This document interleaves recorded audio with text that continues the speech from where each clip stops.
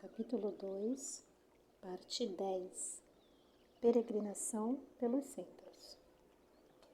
Era evidente para ela que não podia desempenhar suas tarefas sozinha. Sabia o suficiente para estar consciente de que a mediunidade não deve ser exercida senão com a sustentação de um grupo amigo e afim, harmonioso e equilibrado. Mas onde estavam essas pessoas em condições de ajudá-la? Enquanto isso, deu prosseguimento sozinha ao culto do lar, sem trabalho mediúnico. Sabia, contudo, que a solução era provisória. Era apenas uma pausa, pois estava convicta de que tinha de descobrir um grupo que aceitasse sua contribuição de trabalho. Não era possível que, após toda a programação espiritual, que obviamente aceitara ao reencarnar-se, não conseguisse encontrar quem lhe desse condições de realizar suas tarefas. Começou sua peregrinação por diversos grupos, descobertos segundo orientação de um ou outro amigo. A rotina era sempre a mesma. Mal chegava, procurando uma acomodação, um cantinho para trabalhar, para oferecer sua cota de colaboração, e as coisas começavam a complicar-se.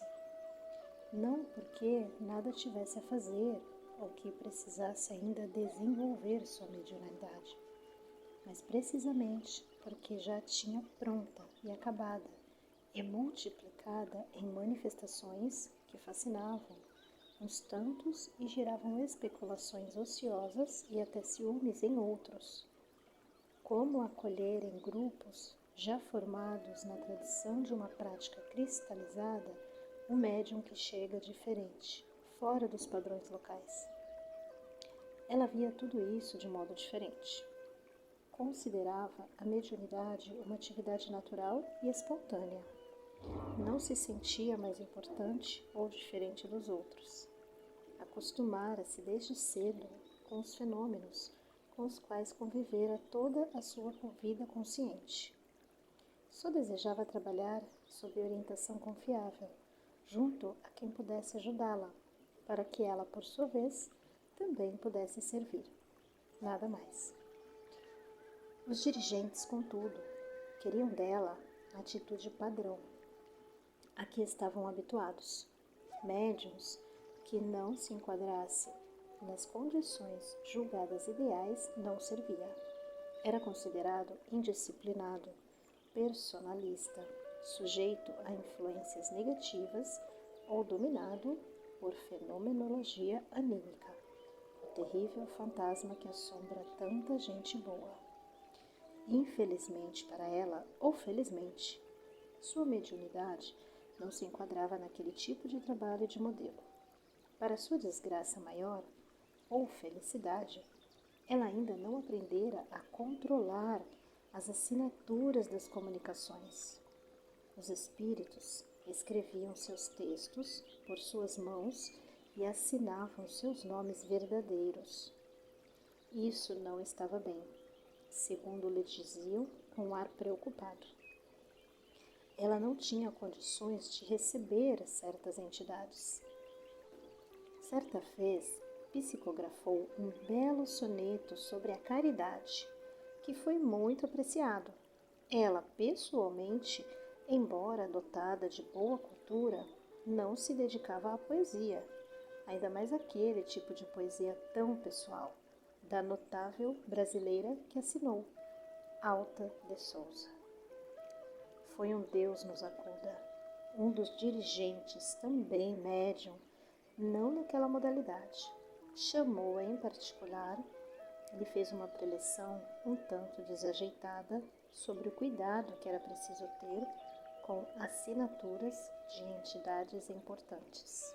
Aquilo era perigoso. Era muito cedo para ela estar recebendo tais entidades que só vinham por determinados médiuns de maior experiência, mais prestígio e status. Ela ouviu em silêncio a preleção e registrou-a como nova contribuição à sua insegurança. Só podia a advertência ter um sentido.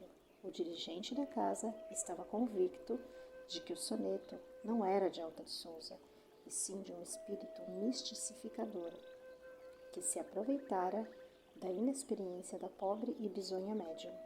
Cuidado! Era a palavra que ficara ressoando como um eco em sua memória.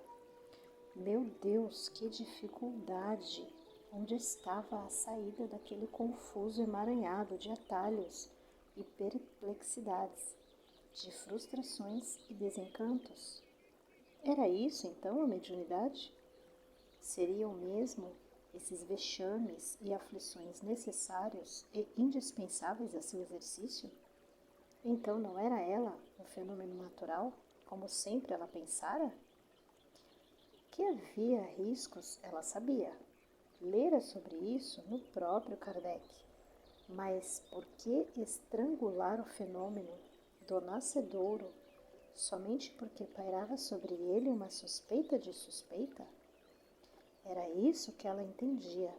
As coisas continuavam confusas e obscuras para ela.